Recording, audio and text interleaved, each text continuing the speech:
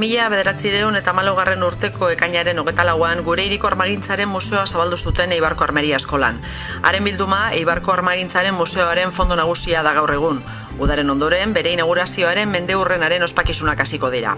1914 urtean museoa sortu zuten pertsonak eta bildumaren iraupena ahalbidetu dutena komentzea eta Eibarko industria ondarea zabaltzea dira prestatutako egitaragoaren asmo nagusiak. Erakusketa zabalduko ditugu. Lehenengoa izango da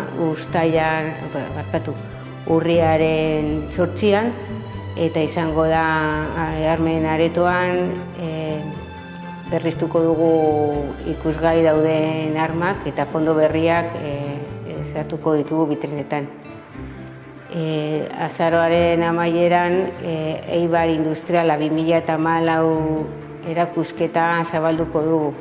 Erakusketa hau izango da gaur egun Eibarren lan egiten duten enpresak eta bere lanak bisitaria ezagu dezatela gaur egungo paisai industriala, Eibarko paisai industriala.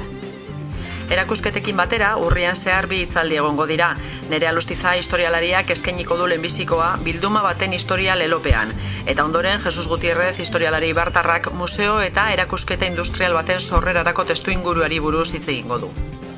Hau da, lehenengo katalogoa 1914an argitaratu duzuten katalogoa.